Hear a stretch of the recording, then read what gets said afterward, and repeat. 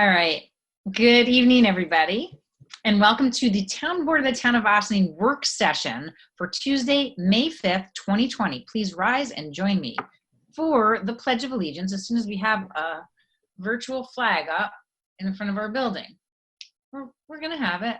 We're going to get it. There it is. All right. Thank you, Victoria. I pledge allegiance to the flag of the United States of America and to the republic for which it stands, one nation, under God, indivisible, with liberty and justice for all.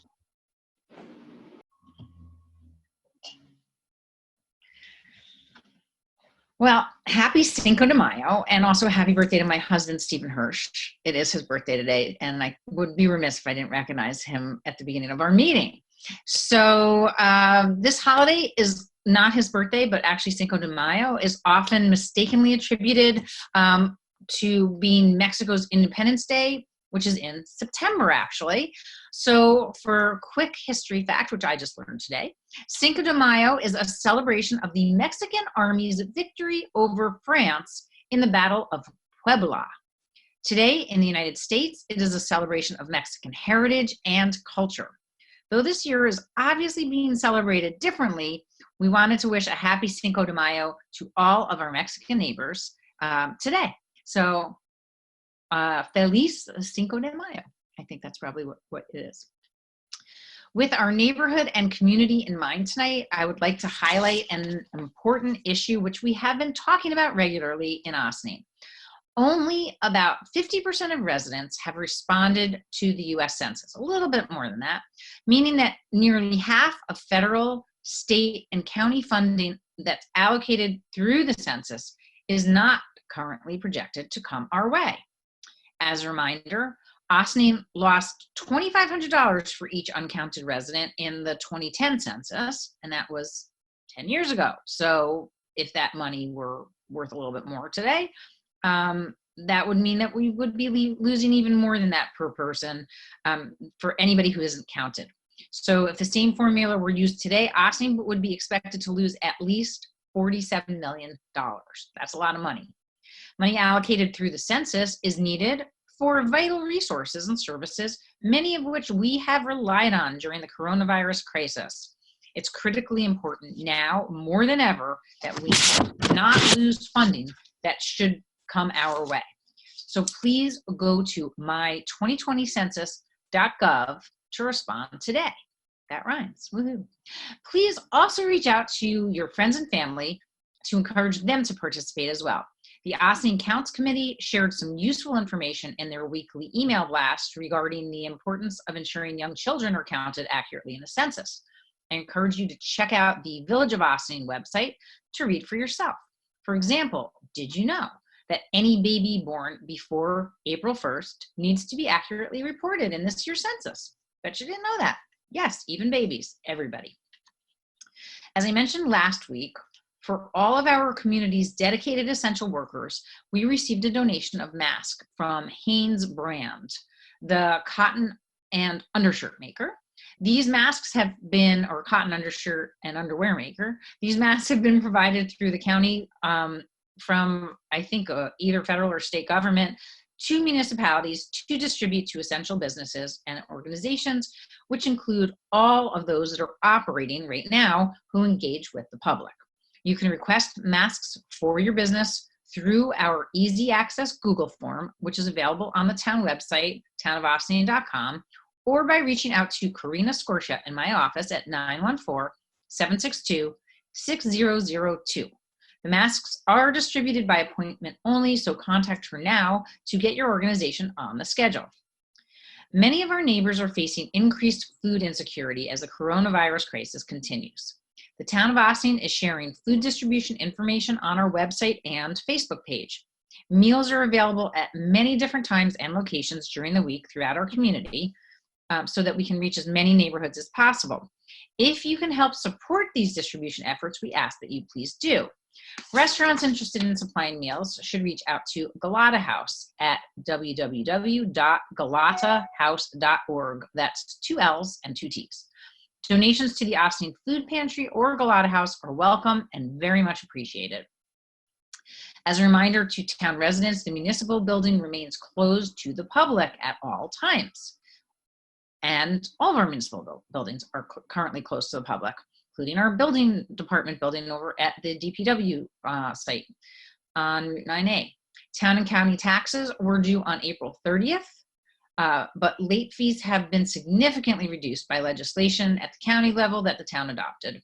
Late property tax payments can still be paid online through our website or mailed via our designated mailbox at the post office. You have to drop it in there by hand, but you have to remember to put postage on. For information about reductions in penalties, we have created a chart on our website with a helpful breakdown of the relief options. Taxpayers who meet the criteria for hardship as defined by the county executive may also be eligible for a complete waiver of late fees. Residents in need of the hardship certification forms can also access them on our website. We ask that you do not submit your certification form until you are prepared to make payment in full, and you have until July 15th if you apply for that hardship waiver. Payments with hardship certifications can only be made via mail at this time. Questions about taxes and relief options can be directed to hperlowitz at townofaustinon.com or tax receiver at townofaustinon.com. If you call the office and no one picks up, our receiver is probably handling another person's call. We encourage you to leave a message with your phone number stated clearly so that she can call you back. Mr. Wilcher, I actually saw you for a minute. That was awesome. The light was great. I guess when you sit closer. Residents who received notice from our assessor's office this week are also encouraged to review our website to understand options available to you. Last week, we discussed the details of the assessment process with our town assessor, Fernando Gonzalez. If you have concerns or questions about your assessment, I encourage you to please schedule an informal review with Tyler Technologies, and information about setting that up is available on our website. Additionally, at last week's meeting, we discussed changing the 2020 assessment calendar pursuant to Executive Order 202.22. That makes me want to just dance, tutu. Sorry. This would allow an additional 30 days for residents to review their change in assessment for 2020 and file a grievance before the Board of Assessment review. This would also allow additional time for residents to schedule virtual informal review meetings with Tyler Technologies prior to the filing of the tentative roll. And again, this is part of the reassessment process. Those informal review meetings and getting it right is what we are about. We don't want it to be wrong. We want your assessment to be correct. So if there's information that's incorrect on those preliminary assessment forms that you receive, please make sure to set up a meeting today. The town board plans to formally adopt the following changes to the 2020 assessment calendar at our May 12th regular meeting. Tentative roll filing date from June 1st, 2020 will be moved to June 30th, 2020. Grievance day will be moved from June 16th to July 21st, 2020.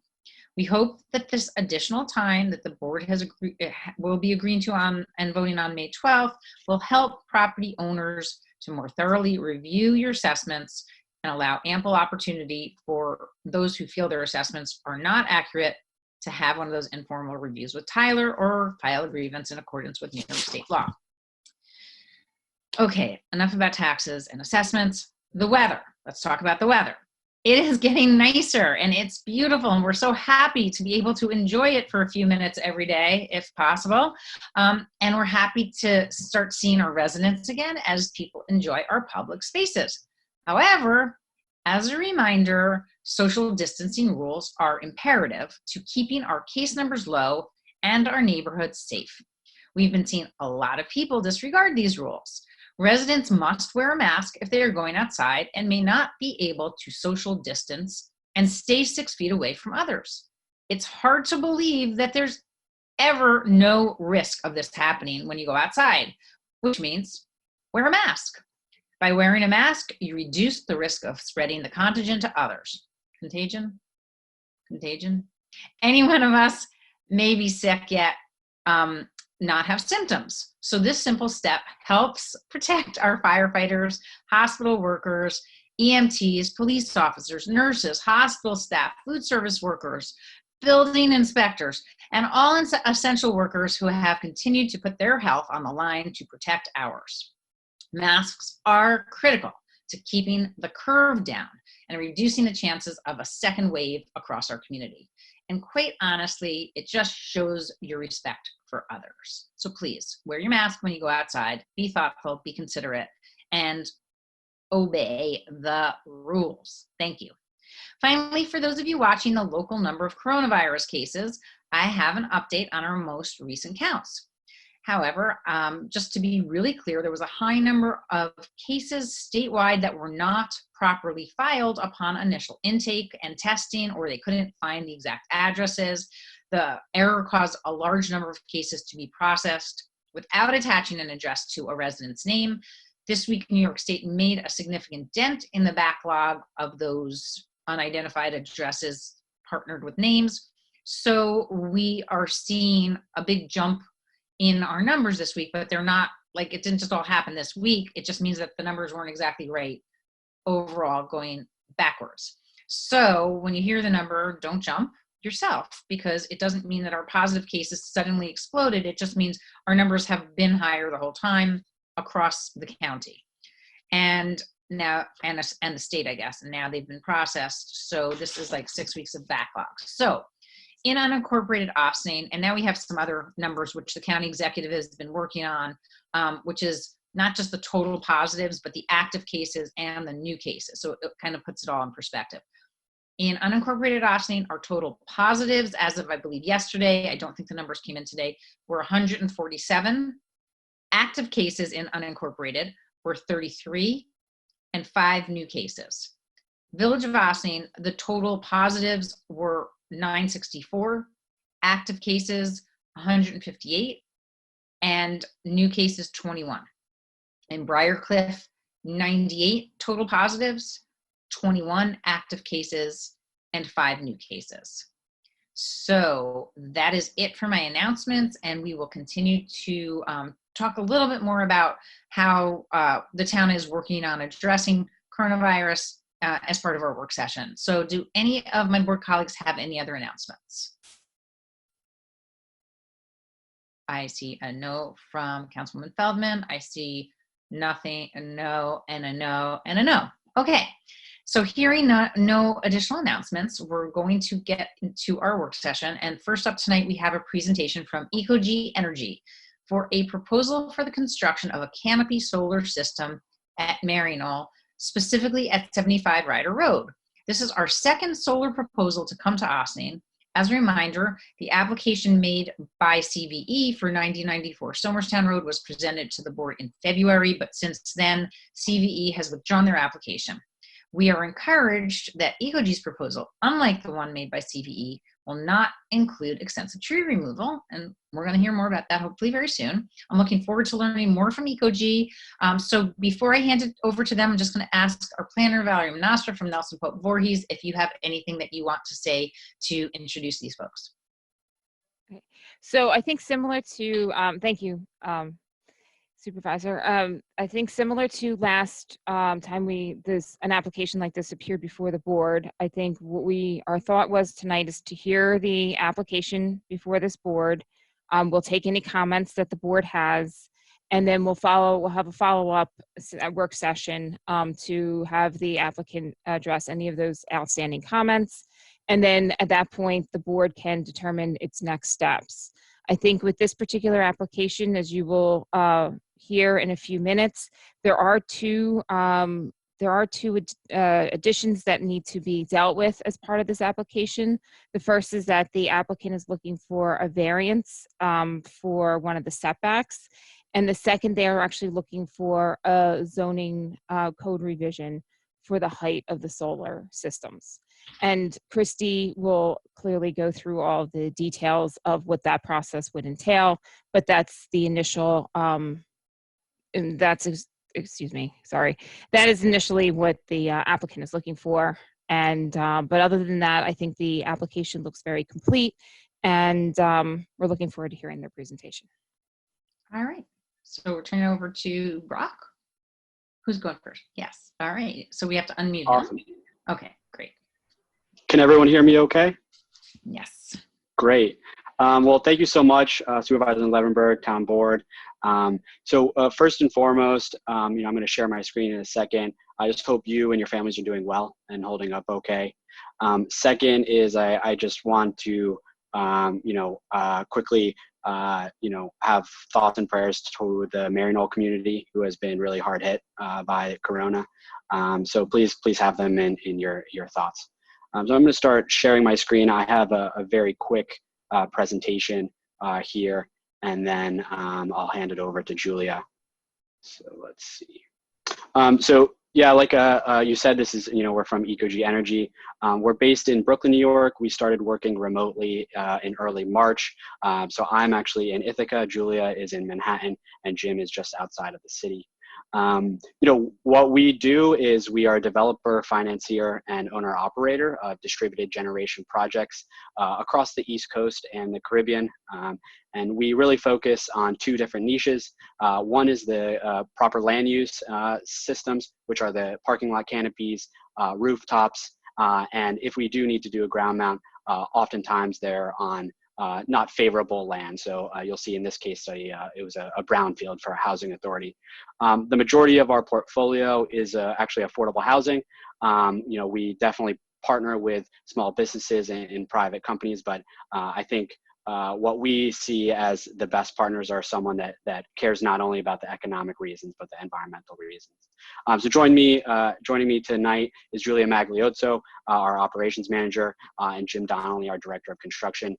Jim is signified by JD, I believe, on his Zoom tag, and Julia is just J Magliozzo for your reference. Just to give you two case studies of some recent projects. The first is a canopy system for the town of Lyndhurst, New Jersey. These canopies also are taller than what is allowed, obviously, and we're going to get into that. And one of the biggest uses that the town has is to park school buses during the school day so that they're not, sweltering hot once they pick up students. Brock, I just want to stop you for 1 minute. We're having a hard time seeing your screen. We just see like all black right now, so I don't know. Okay. What's happening. Just want to stop you for a second. Sure. Does this help a little bit? Yes, we can see it now. That's perfect. Okay, great. Thank you. Awesome. Thank you for stopping me. And if there's any questions or anything like that, please feel free. I tend to blabber. The second case study is really actually the largest project for a housing authority in the U.S. We won a Solar in Your Community grant from the Department of Energy. We hired and trained the residents of the housing authority. You'll see on the lower left-hand section, that's actually a new type of solar technology called a bifacial solar panel, which is a glass on glass. And not to get in the weeds, it's just, you can get reflectivity bonuses essentially by putting different ground cover. So just two case studies to try and get to know us. Really want to put this project in the perspective of the New York State's goals, right? We have some aggressive goals comparable to Vermont, Hawaii, some of the most aggressive in the nation, and this project will be contributing to those. So 70% generation is usually the one that we focus on, and currently, our energy supply is not there. So just want to put that into perspective that this project, it may seem small, it may seem large to some people, but it's certainly going to contribute to our state's goals. Just to talk a little bit about the project, hope no one's superstitious about the size, 666 kilowatts. That is really just a function of the inverters that are offered. So, 6 100 kW inverters and 2 33s. So we didn't mean it any bad taste in that regard. It really, when we started talking with Maryknoll was very concerned about tree cutting and brought up the Ossining tree law. So we tried to do a system that was sited in the best possible way. And so we decided on 6 different canopies. These are aisle canopies, so you'll see that the foundations are mounted in between parking spaces to avoid eliminating any parking spaces. The system is going to produce a significant amount of power, and I'll go into the environmental benefits there. But Maryknoll really wanted to not only benefit from subscribing to a portion of the power, but they wanted to increase community solar access to their neighbors in their community. So this will be a community solar system in which any subscriber, resident, business, nonprofit can sign up to a share of the power and receive guaranteed discounts on their electric bills. It will not be, a fixed 20-year contract. It will be a very flexible pay-as-you-go contract, and we think that creating solar access for apartment dwellers, for renters, for low-income folks will really help the community in more ways than are known. And then lastly, just about the system, from our experience building canopy systems in other jurisdictions, we are talking about increasing the height requirements. And the number one reason is just really due to fire access and access of large tractor trailers to the site. So you'll know from being on Maryknoll's site, the buildings to the west are really their facilities buildings. So they have a lot of truckload and deliveries. So by having a canopy that tall, we're not going to restrict that access. Lastly, just talking about some environmental benefits of this proposed system in its 25-year lifetime. And that's really what this was modeled under. The source was the EPA greenhouse gas equivalency calculator. This is a significant amount of environmental benefits, equivalent to taking 42,000 barrels of oil out of the world, equivalent to really planting 24,000 acres of U.S. forests in 1 year. So, it may seem just like 6 canopies, but, solar technology has come a long way. And we think that, any properly cited project like this will really contribute to not only the town of Ossinings's environmental goals, but also the state's. And then lastly, just our contact information here. Please reach out if you have any questions. We're here to answer them. Thank you so much.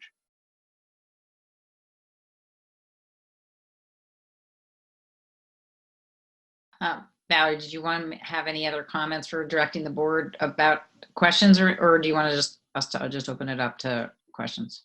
I think at this point, I think you can open it up to questions. I also have, I don't know if you actually have the full site plan available, Brock, because that might also be helpful. I do, yeah. I would be happy to share my screen. Sure. And does the board like him to walk through the site plan a little bit more detail? Yeah, that'd be great. Sure. And Julie, I don't know if you want to jump in here, go over it, but we're happy to loop her in as well. And if you can maybe highlight where the variance that you're seeking is located also on the site plan, I think that would also be helpful as well to the board. Sure. Can everyone see my screen okay now? Yes? Okay. Yes, that looks great. Good. So this is the site plan. As you can see, what we're doing is we're tapping in to the local electric poles. And so just one point on the tree cutting, because I know that's one of the most important parts of this project. We are following the town of Ossining code, where all of our equipment after the utilities lines are underground. Jim is happy to talk about the cost and expense of trenching, 1,000 feet. But as far as we're concerned, the Con Ed is going to be requiring, a few trees removed here due to placing a new pole from the street. As soon as it gets to our location, we are underground. This is going to be a little stanchion with our equipment. We're going to trench along here. That's to avoid a lot of other obstacles here, and then trench to the other canopy. As to your point about the setback, the variance is really towards Maryknoll itself. So you'll see our lowest canopy, our southernmost canopy, is 46 feet from the property line up until Maryknoll's next parcel. Obviously, Maryknoll owns the northernmost parcel. We're not quite close to that, and certainly we're far away from Ryder Road. Thank you. Can I ask a question? I have a question. How tall are our fire trucks, and where are all of these canopies going to be 14 feet tall? Correct, yeah. So I'm happy to go into our permitting application, which has a bit of a diagram here. Right. So you can see here, this is not quite a fire truck. Usually the fire trucks require 14-foot or 13-foot 6-inch access. So the height amendment is really to allow for the tilt of the canopies and for tractor trailer access to go through. Does that make sense? It does. Just want to be sure that that accommodates our trucks. We have some pretty good big ones. Yeah. So yeah, anything above, that they can't go through some sort of underground or bridge or something like that won't be able to flow through these. But this should accommodate almost everything. Okay. And have you found Is there a place not too far away that we can go see these and visualize them? Sure. I mean, I would invite you to visit our system for the town of Lyndhurst, New Jersey, probably good 2 hours away. I'm trying to think of a closer system. I can follow up with that information. That would be great. Maybe also another option is to provide some photos taken of them on site. Also, Brock, I don't know if you're familiar with Manhattanville College, but they have a canopy system, and I don't know if that's very similar to what yours would look like, but that's a lot closer than 2 hours away if people want to see what that looks like. It's really nice Sure. when it's raining and you're getting out of your car. Yeah, because you can get your definitely. umbrella up without getting drenched. I can say that. And no shoveling snow off your windshield, certainly. And We're what does also happen happy to. with snow? What happens with snow on you know, when there's heavy snow? So there's a. Sorry, someone else talking? Oh, okay. So snow is one thing that we have to account for. So this snow loading has been certified by a structural engineer. As for the actual snow melting, a lot of it will actually sit on top of the canopy and melt on its own. You know, there are abilities to add ice guards. There are abilities to, you know, some canopies do different waterproofing or stormwater management different. But essentially the snow will sort of just sit there and melt. All right.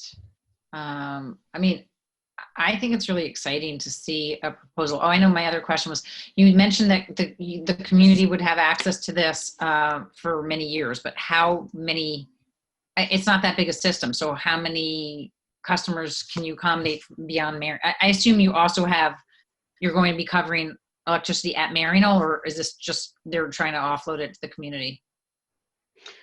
So the amount of subscription from Maryknoll has not been finalized. The total amount of, let's say, residential subscriptions is estimated to be about 100. So 100, you know, families, 100 homes, 100 apartments, or something along that like. So, you know, not a small amount of subscription, certainly, and the term is 25 years. And then, you know, I just want to answer the previous point about the aesthetics. We're also happy to share links to our YouTube channel, which has a couple fancy drone videos to get a sense if you don't want to drive out. That would be great. I think that would be extremely helpful. Yeah, I think, again, and most of the aesthetics, I mean, I don't think you're going to be able to see from the road at all. I think you would only see it if you're on the property. Is that, I mean, I guess we could take a little site walk at some point if Maryknoll will allow us on, but I'm not sure that, oh, helpful. Okay. Yep. I don't know if Julia wants to hop in here. Do you want to talk about this part, Julia? Sure. Can you hear me? Yes. Yeah. Okay, great. Yeah, thanks, Brock. Yeah, I'm happy to talk about this a little bit. So, you know, just to give you a little bit of background, when we were putting together this permitting application, we really tried to be cognizant of not only what is written in your town code for solar systems, but also why it was written that way. So we do recognize why something like screening these from visual impacts from the road would be important. We recognize why the height is important.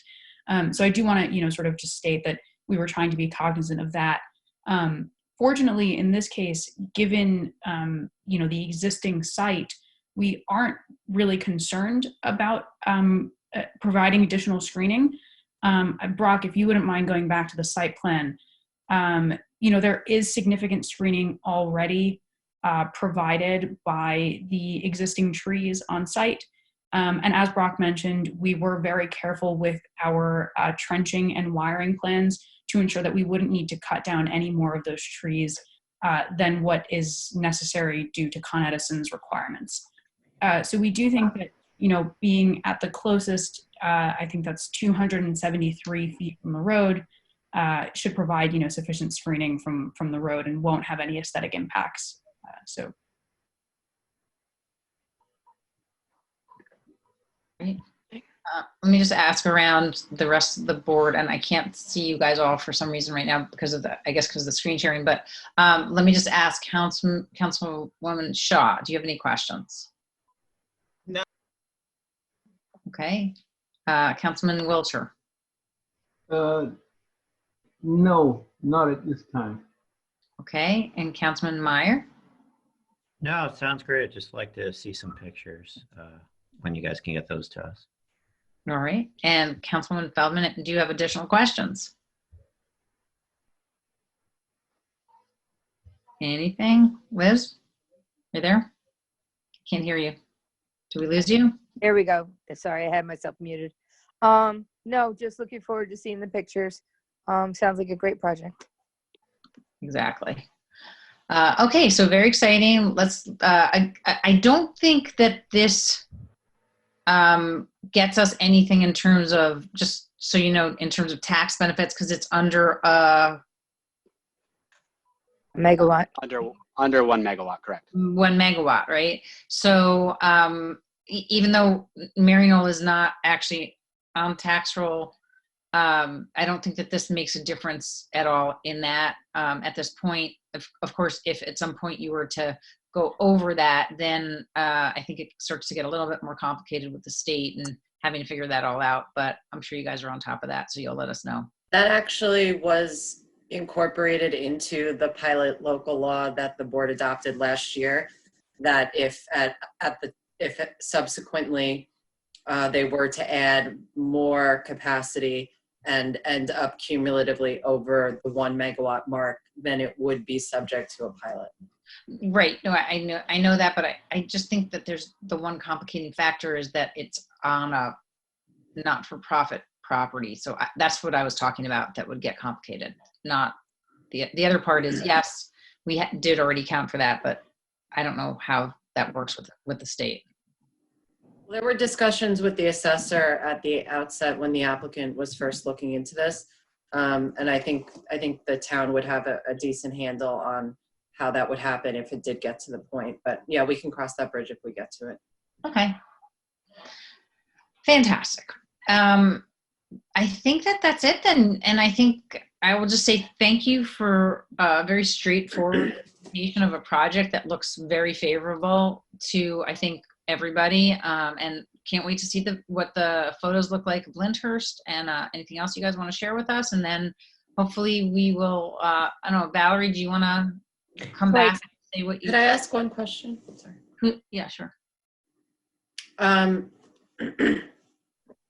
So what the applicant is proposing is, instead of seeking a variance from the height restriction, is proposing a text amendment to the existing language in the code, so that creating sort of an exception for, and please anyone chime in if I'm not repeating this correctly, but creating an exception for the height specifically for canopy systems. So there are two different ways that it could be handled. It could be handled on kind of a global level with the amendment of the law, or they could seek a variance from the zoning board. And I think the rationale in seeking an amendment to the law is because this would be a pretty global issue that would affect any sort of project that is going to be proposing this type of system. Is that correct, Brock or Julia? Yes, that is correct. And thank you for summarizing that so concisely. It is something that we saw coming up for, any canopy system of a similar size would be classified as tier 3 per your solar code.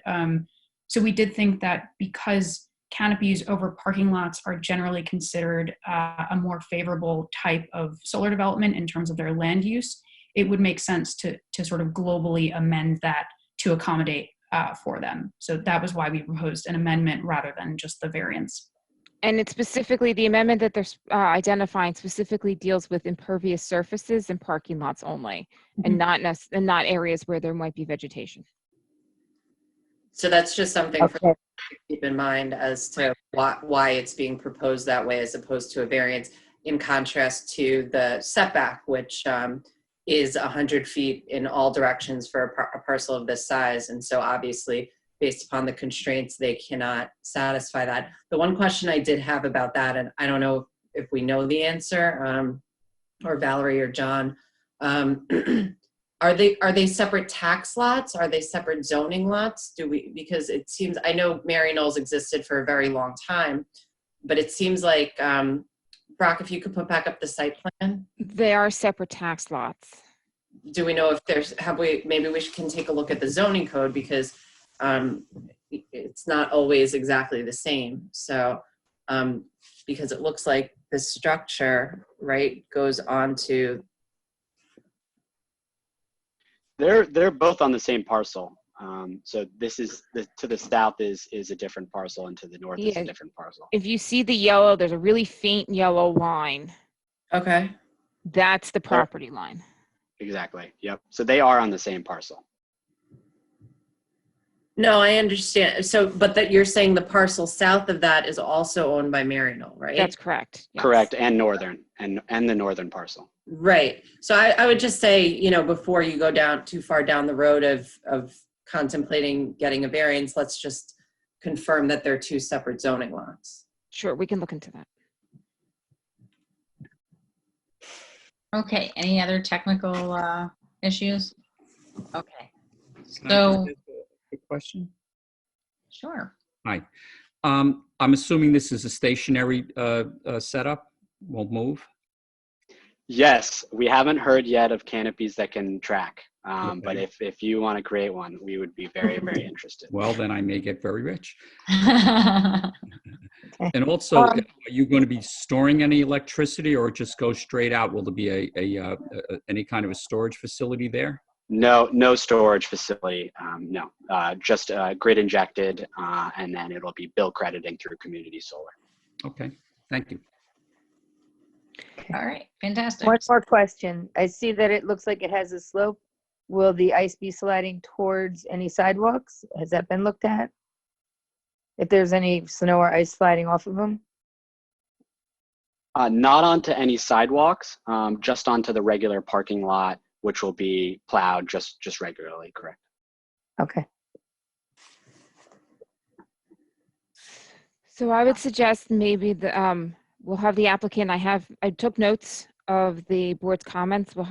I'll provide the applicant a memo summarizing those comments, and then the applicant can provide additional feedback and photos and address those comments. And then at a upcoming work session, Christy and I can walk you through the process that this potential application would take.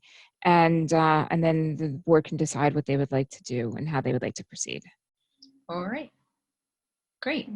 Well, thank you ever so much, EcoG, and we look forward to seeing you again, talking about you again, and hopefully seeing what the next steps are for everybody. So thanks again for coming, or not coming, because you didn't actually have to go anywhere. Thanks again We're there. tuning into our Zoom work session tonight. And from the comfort of your own homes, we appreciate it, and we hope that you stay safe and healthy, and we'll be in touch soon. Okay. Thank you so much. Thank you. Have a great night. Thank you. So moving right along, next up, we have our departmental report from none other than John Hamilton.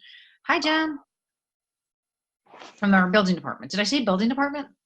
Our building inspector, John Hamilton, and he's going to give us our departmental report. And then I'm glad that he was here to ask those additional questions of EcoG. It was perfect timing.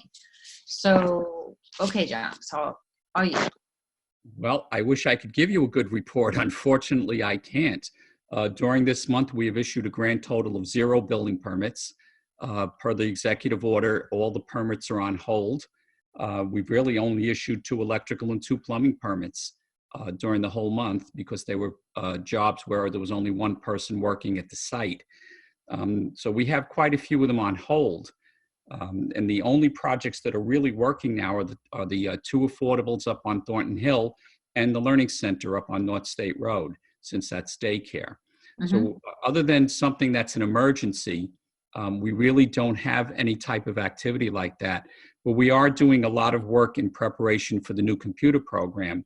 Margaret is taking all our old COs, going back from the first CO that was ever written. There's hundreds and hundreds of them. And she's been inputting all of this data into the computer system, so that hopefully by the time we get activated with Simprosity, we'll have everything online. So searches will just be done purely by computer rather than having to go through 3 or 4 different books and the files. So she's been working pretty hard at that. Sandy's been doing a tremendous amount of work on planning. She's been catching up on a lot of things that are backlogged. She's been going through some old records, trying to clean things up as well. So we've been keeping very busy, but unfortunately, we're not getting much activity outside.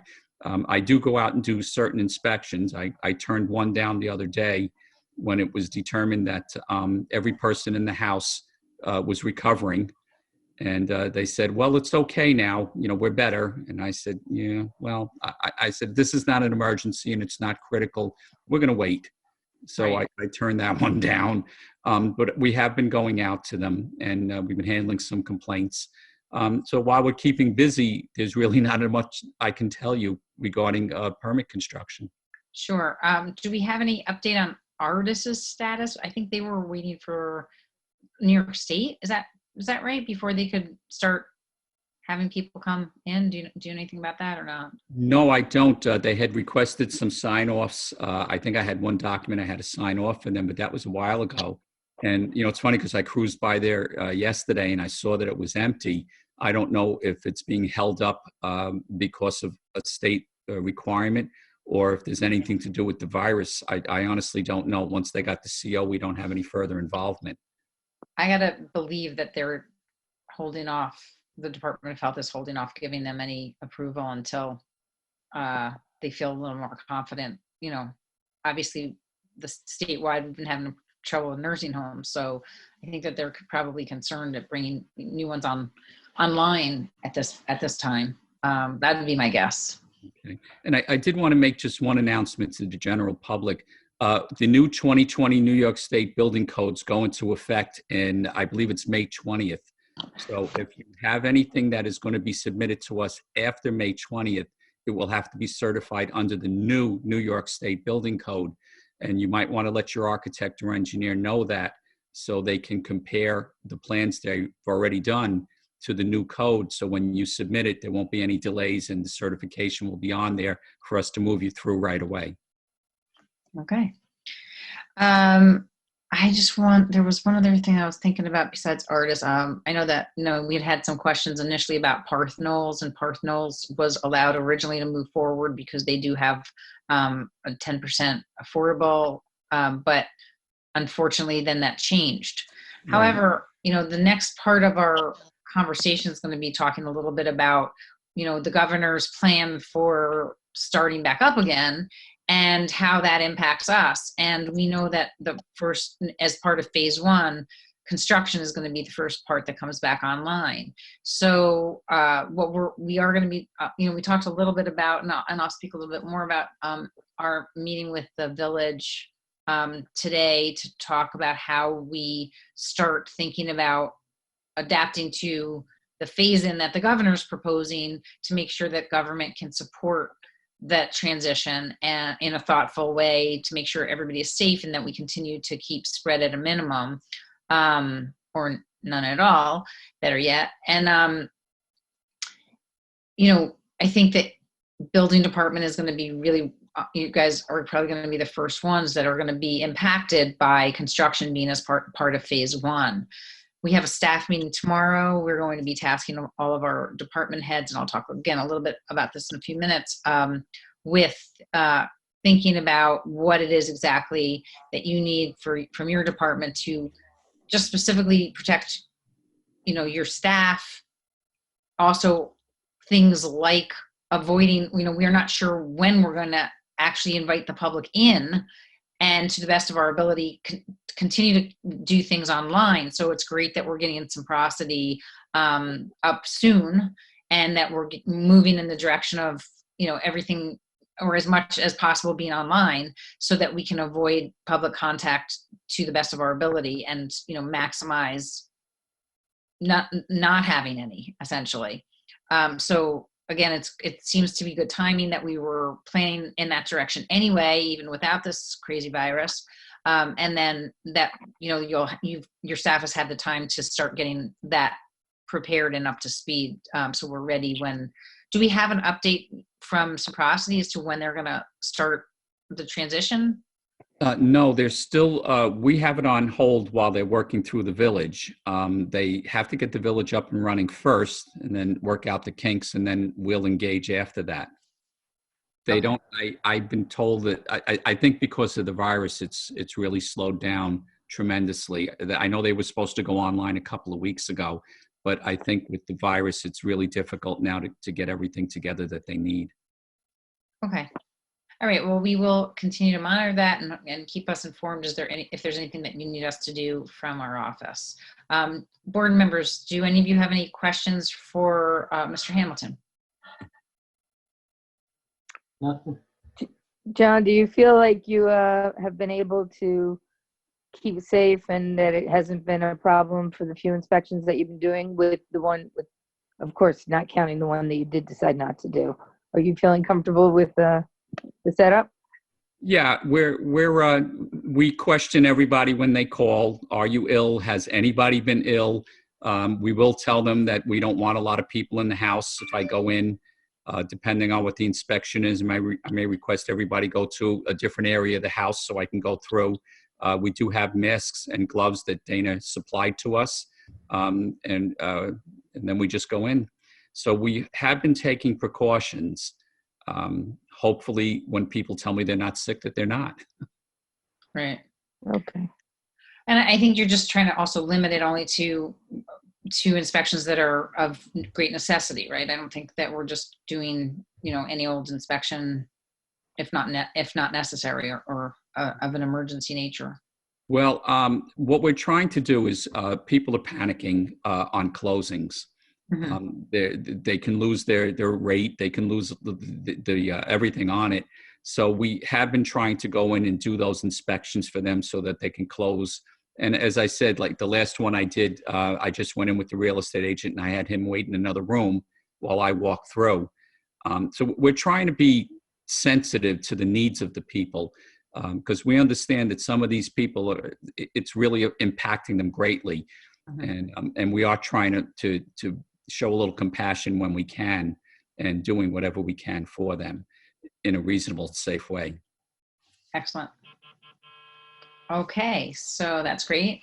And so no more questions for John? No, thanks, John. Fantastic. Thank you so much. And Valerie, did Valerie leave or is she still around? Valerie, are you gone? I think she left. Okay, she's gone. Yeah. I know that John asked a question of Ecogy about storage. And I know that I brought up the topic before about battery storage. We have, I think, received one sort of poking around interested party. And we just recently got something from the town of Yorktown that they're going to be introducing battery energy storage local law. That's something that we've been discussing behind the scenes. I think that it may, I'm just going to put this out there right now, it may involve us putting in place a moratorium on battery energy storage installations until we put something in place. And I think that that's probably to our, something that we should think seriously about because we want to make sure that where we do site these, that we have all safety considerations in place and that we're thoughtful about the local law that we do introduce. So that's just, I think, going to be a topic at a future, not too far in the distant future, work session. And then we'll have hopefully a proposed local law for us to consider. This is a good thing because we're looking at finding ways to basically not have to be as reliant on the grid for energy storage and distribution and be able to have more local spots. And this is something, again, that's going to be rolled out statewide, and we want to be careful where we cite these things, but it could be ultimately helpful to our community. So sorry, that's my family. So that's that. So John, I think that's it. I mean, you're welcome to stay on. We're just going to talk very briefly about setting up an economic recovery task force and a little bit more about just summer events at the waterfront. And so totally up to you, but if you want to go to your doggy and play with Bella, I get it. There's So, 3 of them. I What? gotta walk them. Okay, well, have fun with your doggies. Everybody stay safe, okay? And you take Okay, care you now. too. And Thank thanks for all that you're doing. Very much appreciated. Bye-bye. Thank you. Bye-bye. Okay, so next up, I wanted to discuss with the board a couple topics as we begin to start looking ahead at our new normal. This week, Governor Cuomo touched on plans to begin moving the state towards opening back up on a regional level. And our region is the Mid-Hudson region. Do we want to look at that map right now? This is a Yes. little PowerPoint that Victoria put together for us. So, give me one Can you see it? Hold on for 1 second. Yes, I can see it. I just have to give an update. Okay, so we want to talk a little bit about how we can think about moving forward in response to the governor's plan. He has a regional approach looking at our region where I don't know if you can see this, Mid-Hudson, probably can't see my cursor, right? Thank you, Mid-Hudson region. And that encompasses Putnam, Dutchess, Orange, Ulster, Rockland, Sullivan, and Westchester counties. It doesn't look like, based on the governor's prerequisites for opening, that we're really going to be likely to be able to start opening on May 15th. And I don't, Victoria, you said you didn't include that chart, or you do have that on another? I just had to take it off. It was. But basically, there's a number of prerequisites, and that. And do you want to go through what those prerequisites are, Victoria, or? Yeah, I mean, in general, I think the governor is taking a pretty measured approach to how to deal with this. Some of the criteria that he established include like decline in hospitalizations, decline in ICU cases, and also increased capacity for testing and contact tracing, and all of these important things that are necessary to have some sort of successful reopening of businesses. And something that he's noted, which I think is probably very good, is that to take each step kind of slowly and with 2 weeks in between to kind of evaluate how things go, so that if you need to slow things down, stop things up again, you can kind of respond in a real-time fashion. And so, I don't have we copied some slides from him tonight. He had a slide in his presentation in his press conference yesterday, which indicated that right now, none of the regions in New York State meet all of reopening. However, as you can see on this map here, there are obviously some regions that are at higher risk, and that includes the Mid-Hudson region where we are in, but some of the regions upstate where there is a lower risk to starting some of these processes of reopening. Right. And I think that, you do see that the higher risk regions are the ones that tend to have more density, and that makes sense. And are closer to the city or closer to larger urban hubs. As we look at it, even though we know, May 15th may not be the date, we're looking at these phases, starting with construction, manufacturing, wholesale, supply chain for select retail that have curbside pickup and or delivery. And so that's, I think why it's so important that we do work very closely internally first to see, how can we phase our approach to responding to the external phased approach, and make sure that we're prepared. So make sure that our building department is prepared as construction comes back online, and make sure that we can respond for, any needs of professional services, which includes real estate and rental and leasing, and the departments that work in our structure, in the town structure, are, basically the tax receiver's office, the assessor's office, and building department. They're the ones who are really on the front, and the clerk's office also. So we did have a meeting today with village leadership to really start considering how to best approach operations from a government perspective. And that involves jointly assessing risks, identifying how the business of government has to change to mitigate those risks, and how we can move forward. Tomorrow, as I mentioned, we have a staff meeting, and we are going to assign members of each department to basically a workforce recovery task force so that we can identify department by department what infrastructure, what protocols, and what procedures need to be put into place for both the short term and the long term, so that we can be our best at responding and doing the jobs that we always do, but also really looking at what this new normal looks like. As we do this simultaneously, we need to discuss how we are engaging with the business community to respond to their needs, as well as how we ensure phase-in for them also looks at risks and protocols to reduce the possibility of an uptick in spread of the virus. So I think what we've been talking about and thinking about is what we can do to support our business community. Maybe you could just go to the next slide where we said we thought what would make a lot of sense is to pull together an economic recovery task force and to take a look at what who would make up that task force, and work very closely with our chambers, both in Ossining and Briarcliff, to find somebody, hopefully somebody who has a business in unincorporated town who'd like to chair this committee, and then bring on members from Ossining and Briarcliff Chamber. Also, we have sort of a more of a regional chamber that doesn't exactly represent our area, but does a lot of regional work. The Hudson Valley Greater Chamber is up in Peekskill and Cortland, and they've also been interested in working with us. I've spoken a little bit with the Ossining Chamber about trying to get them more involved, because they do a lot of work looking at some of the Regional Economic Development Council.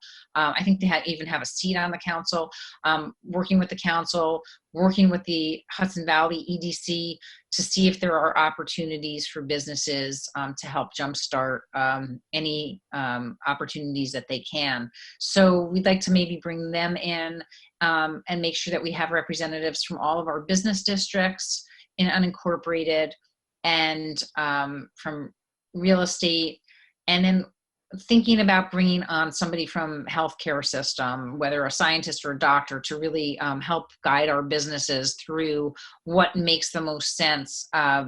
We were, at least I was on a webinar the other day that from our Labor Council sponsored, Bon Shenek, and they had a doctor on who was really talking about, trying to reduce fear and put into place rational and reasonable protocols that make sense to respond to the virus, and think about how businesses need to change, whether it's their infrastructures and putting up sneeze guards, or making sure people take their temperatures before they walk in the door, or having establish some kind of a system before people come in to ring or call or text or whatever it might be. And then we'd like to have people from marketing and communications, as well as government representatives, and possibly somebody who either sits on Mid-Hudson REDC, or again, that could be somebody from the Hudson Valley Chamber possibly, and really consider environmental aspects, health aspects, and how all of those pieces are going to tie together to make sure that we're approaching the economic recovery holistically and in a smart sort of a way. So we just wanted to talk a little bit about this with the board and see if you had any thoughts or suggestions, or thought that there were missing elements, or if you wanted to, I think in terms of picking and choosing who might be, I think our first stop would probably be to meet with the chambers and think about, businesses that are maybe some of our anchor businesses that would be helpful in this regard. I just want to note before we get into some more conversation about this, we had been talking probably mostly internally over the past couple of months, even before everything kind of fell apart here, was that the town used to have a business development advisory committee or something along those lines, and it was fairly successful and had a lot of people involved, and kind of just dissolved a little bit over the past couple of years. So we have been talking internally for the past couple of months about reviving that in some way, shape, or form. So we were also thinking this might be a good segue into that when things start to hopefully calm down a little bit, or we come to some sort of stasis and normal, that we can kind of revive that committee a little bit and encourage this as part of a regular part of our town government, not just something in response to a crisis. And I just want to add, just as you talk about stasis and normal, I think, I just want to reiterate that I don't think any of us believe that we're going to be getting to stasis and quote unquote normal for quite some time. I mean, maybe stasis, but that's going to be, again, a new normal. And we know that this is going to be at least, I think the governor said 1.5 to 2 years. I mean, or 12 to 18 months at the very, I mean, I guess that's 1 year to 1 to 1.5 years, but it's a long time. It's not tomorrow that we're going to turn around and everything goes back to normal. And as we adapt, our systems are going to change to adapt, and we're going to have to be flexible, and we're going to have to be stealth and change with them. So it's good to have partners in this and make sure that we're, closely partnering with our business community. I think that this would be a good opportunity for us to do that. And of course, if there are any of our board members who would like to be a part of this, I'd like to know that as well. So I'm going to open it up to the board.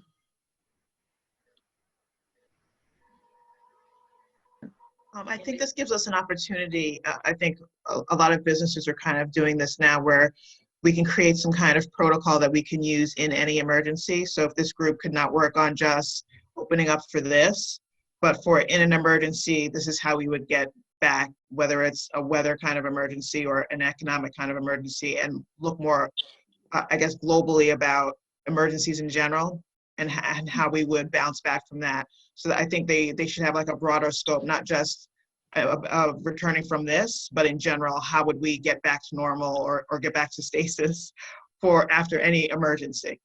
So that's something they can look at as well.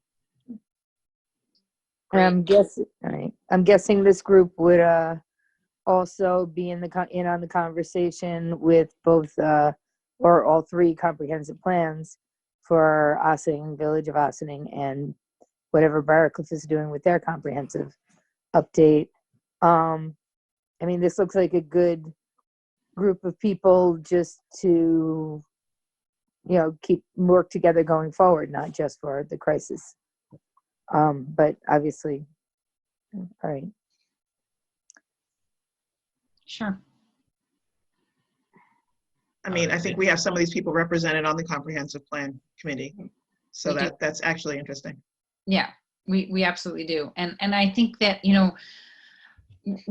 very soon we're going to actually be receiving a report, I think, from PACE about, remember one of our first grants that was sort of part of like the pre-comprehensive plan was coming up with looking at North State Road as sort of a pilot for incorporating public health and planning for health and planning for healthy community into planning in general. And they're sort of using North State Road as a prototype to look at how to make communities healthier and how they can do that. So hopefully we'll be hearing from them soon. But I mean, it sort of couldn't come at a better time. And I think that it's really critically important to be thinking about public health and how it is impacted by planning.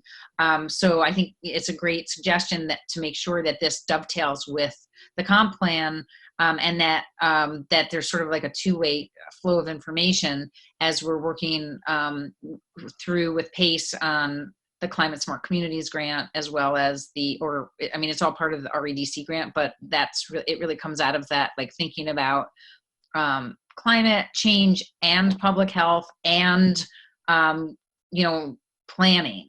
All of those things are importantly come together because all of those things impact each other. And we think of flooding and hurricanes and all of the changes that we're seeing in weather and how they turn off the lights or whatever. I mean, all of those things tie into battery storage and getting off the grid and and making things bikeable and walkable. I mean, again, we're seeing people more than ever abandoning their cars and wanting to get outside and wanting to get fresh air and needing access to local food.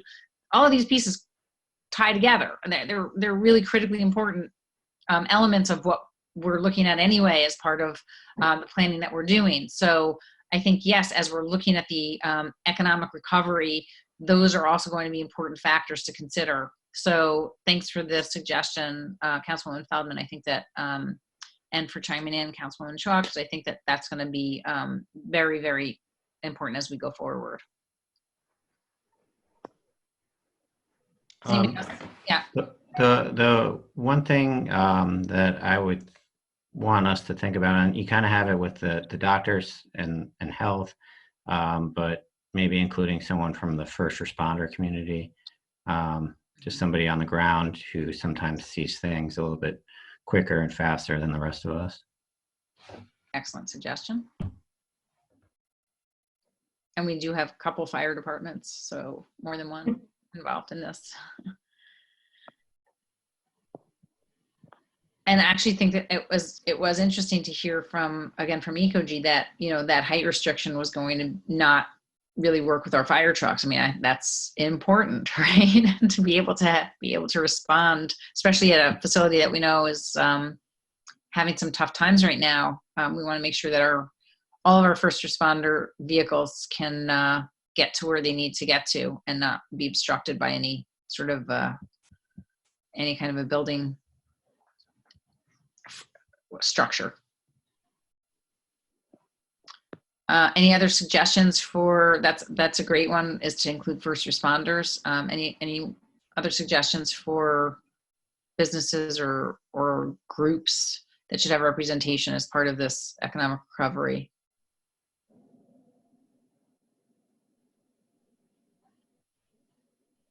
Go to your last little slide here.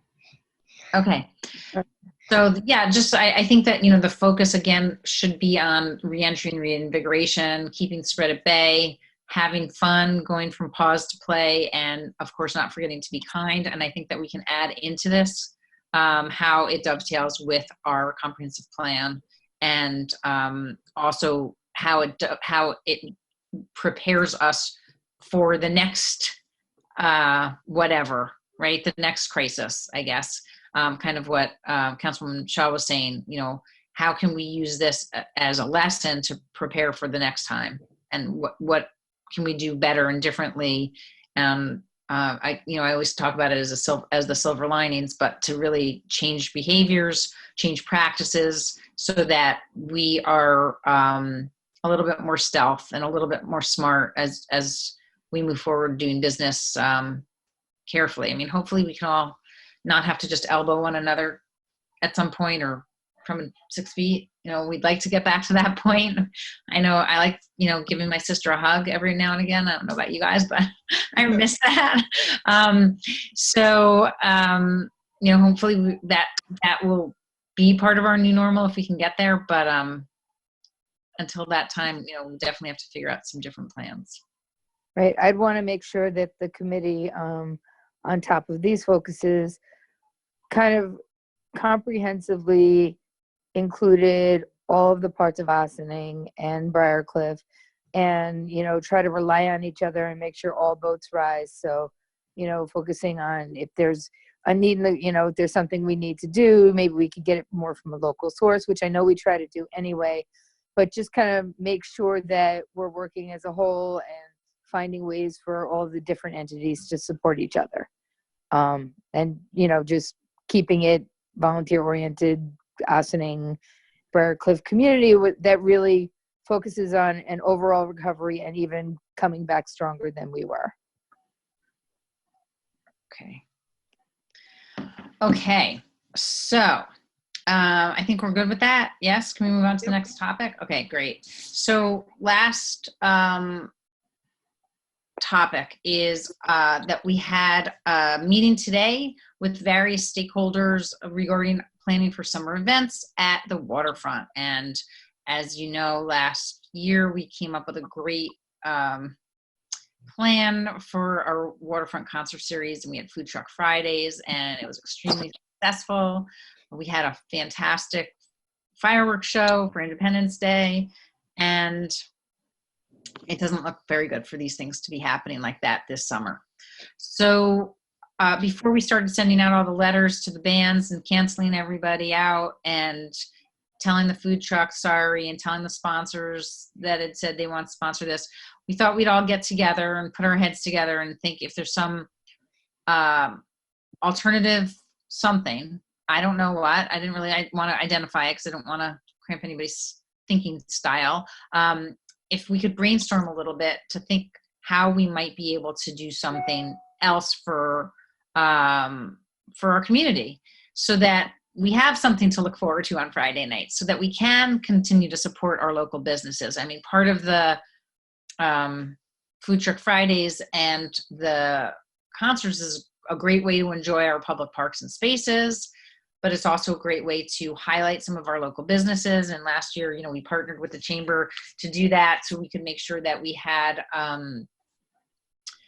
local businesses were represented, not only food trucks from outside. And people came and flocked, and they actually did. They learned about some of our local restaurants who set up a little tent and maybe brought out their specialty, and people then would return to those businesses on other nights and other times during the year. So it was a great way to support our local businesses. So what can we do this year when we're trying to encourage social distancing? And we talked about, you know, can we do something like the Tarrytown Sleepy Hollow Farmers Market has some kind of a drive and up and pick up, and maybe they have some bands playing or something like that somewhere along the way. We talked, could we do something like that at the waterfront? We talked about, I guess maybe Barton Orchards had done something, and we had lots of great ideas. The Riscos participated, and Sinks and Kill Brewery participated, and our chamber was there. And the village also, because of the parking down there. And our police chief was there. We just tried to think, you know, what could we do? I think that, you know, a big obstacle that was highlighted was, if we bring people down to the waterfront, they're going to want to stay. Even if we had, you know, Mike and Miriam have, you know, said, well, we'll stand on the stage. We're a family unit, so we can play together. It's not like we're, you know, different people as a band. But if we stand up if they stand up on that stage, and even if we tell everybody, okay, you know, you go here and you go there, and you're all whatever 6 feet or 10 feet apart or whatever it was, and we, you know, mark out little spots for people, we know we've been seeing what's happening, and people are not maintaining social distance. You tend to forget, and the masks come off, and you can't hear somebody, and, you know, I mean, it's not really working. And if we bring everybody down there for whatever reason, and then we start seeing people not doing that, then it's kind of our fault for having brought people down there. So these are some of the things that we kind of talked about tonight. One of the ideas which I really liked, and I think a lot of people really liked, was some things that they've been doing in other communities. I think Miriam Risco had brought up the notion of sort of getting like a little taste of our businesses by having them put on some sort of a program for an hour, say, on a Friday night. Maybe we put 2 together back to back, where it's an appointment, it's kind of appointment television with our local businesses. And maybe you have a cooking show, maybe you have a demonstration of another, you know, a music store, just for an example, or you have a painter and pottery night, or, you know, there's different things that you maybe could do at home. My mom the other night decided to do an art lesson for all of her children and grandchildren. So we all tuned in for 45 minutes, and this one had crayons, and that one had crayons, and this one had markers, and, you know, we all just kind of got together and we did something. This is a nice potential way to highlight our local businesses, give people something to do on a Friday night, and then we could also tease people to get deliveries from our restaurants. So there's a couple of different possibilities we've been tossing around. We have about 5 people from that bigger group meetings that we had today who are willing and interested in trying to continue to come up with a program. So while we don't have anything final yet to present, we're trying to figure out if there's a way that we can do something safe and fun virtually and inexpensively to keep people engaged with our town. And one of the other things I wanted to just mention is that I know you guys sort of have a sense of mind, body, spirit auctioning, where we encourage local wellness businesses to pick a park and pick an hour on a Saturday and give a free class, and that would be a way for people to see sort of how they could use our public parks and spaces to exercise or do mindfulness or, you know, meditation or Tai Chi, Zumba, belly dancing. We have yoga, all sorts of different things. We've asked our businesses this year, if you still want to do that, you could do it live, do a live Zoom, or do a taped something that we would direct people to, similar to the way that they're doing Boredom Busters through Rec. And I think that, you know, again, we could do stuff like that either throughout the day, where we're sending people to a park to show how they can use their parks with safe social distancing and still get a good stretch, or, you know, or we can have people in their own businesses showing people how they can do art, acting, music, cooking, Zumba, you name it. So those are some ideas for Friday nights with Town of Ossining. Or maybe we'll come up with something better, because that sounds really boring. But, you know, we'll come up with a catchy name and get people to eat our food from our local businesses and learn about some of the other businesses that they might not have otherwise known were in town. So, like Kaya Gam just sent me, you know, that she has, you know, she's helping people with interior design. So that would be something like she could show you how to, you know, rearrange your bedroom or whatever with, you know, I don't know. We're all cleaning now, right? You know, there's a Nina Wyerator, or that's not her last name anymore, but Nina, I can't remember her last name. She has a closet business, you know, or a cleaning business, whatever. I mean, these are, as does Lana Kitcher. So there's lots of local businesses that are still probably able to help people at home in ways that would be useful, even virtually. So I don't know, what does everybody think? You might call it What's Going On in Ossining or whatever, but it's an idea. I mean, I'm really not thinking that far ahead. I want to see what the reopening looks like and what the opportunities would be going forward. But it's a cute idea, you know, Friday night, what's going on Friday night in Ossining, maybe, you know. It's an idea. I'd like to see it fleshed out more. People are getting more used to the whole virtual, doing things online, so it's a possibility. And what Dana just said, that's not an idea, that is some ideas. Yeah. Yeah, I mean, I think how it kind of came up was like, make Friday nights about Ossining, about supporting your local businesses in some way, shape, or form. I know there's a lot of different models out there, and there's a lot of different communities doing some really cool things that we don't have to reinvent the wheel here. I think we can copycat a little bit and help it out. But, you know, I think everybody could use, like you're saying, appointment TV, something that everybody is looking forward to on a Friday night. I think it would be a great community thing, even if it's not what it normally was in the past couple of years.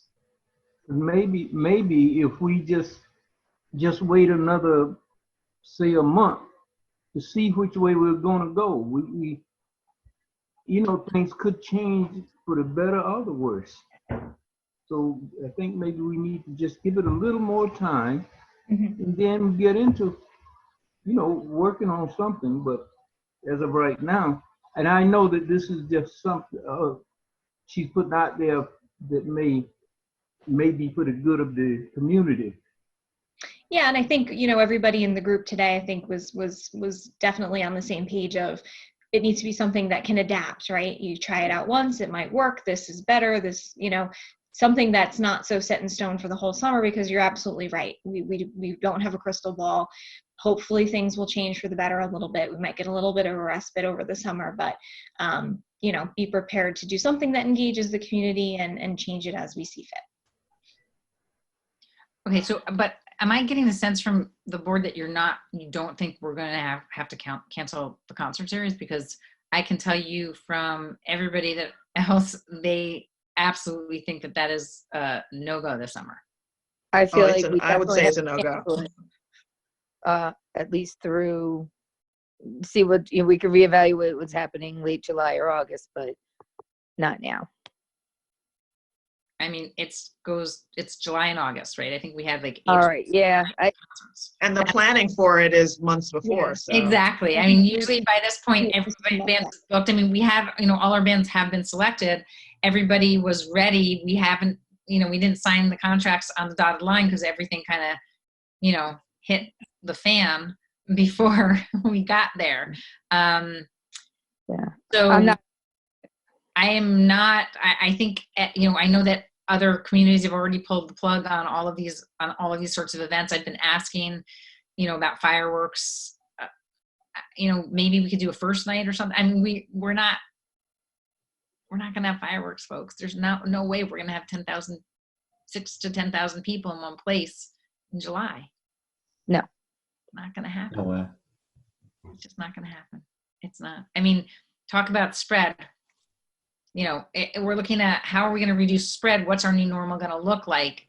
It's not going to be that at the beginning of July, as much as we all really, really wish it could be. And I can't imagine us telling everybody, keep your distance and that working.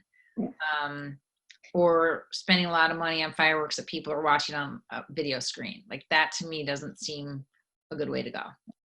And realistically, they're not even sure if they're going to open the college campuses or the schools in September yet until they figure it all out.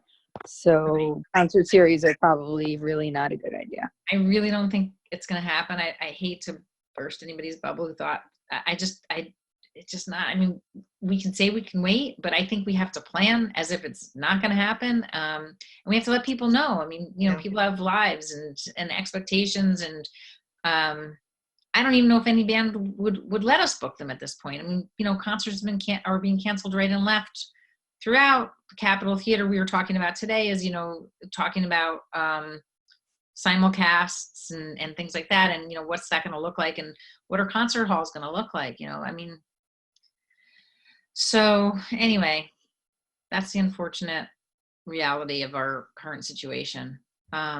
We'll come up with a better plan as we work with our smaller group. But again, if you have any ideas, at this point, we're still early, and hopefully we'll have something more solid soon. But I just wanted to let everybody know that, these are the thoughts that plague us every day. And we're also, again, I think we're talking about how are we adapting to this new normal as we talk with our department heads. Again, tomorrow it's not just, what kind of face masks are you wearing in your department, and do you need gloves or not? It's also, we're seeing a lot more garbage in our parks. Like, we need to adjust our work schedules to address that. How are we do we want to do carry in, carry out? Because, we can't keep up with it all. There are different types of things that we need to talk about tomorrow.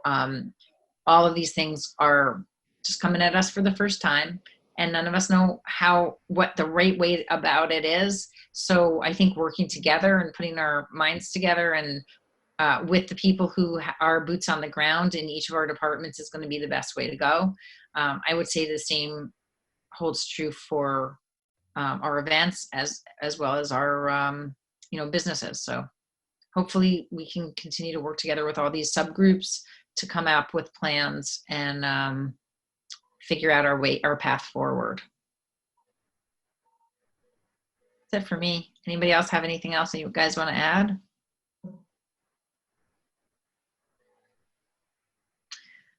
I'm grateful for all of you for working so hard on behalf of all of our residents, our community.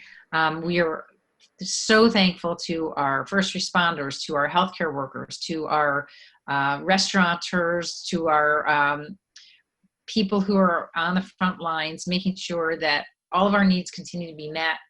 And I just really can't thank our community enough for coming together. I think actually county executive put out something, I just saw it at the end of the night, I didn't print it out, but about graduates, high school grads, and making a video for your favorite high school graduate for this year. And I don't know if they're going to put them all together or something, but they did, such a nice thing for at the high school, at Ossining High School this past week for, or I think it was the weekend, they lit up Dilley Field at 8:20, which is 2020 military time for the class of 2020, and it did it for 20 minutes. And there were lots of horns beeping outside my house. And I know that there was a lot of, I'm sure there were a lot of tears shed. So we know that everybody is going through a really tough time right now, getting used to this experience and missing out on all of the significant events that would be happening right now.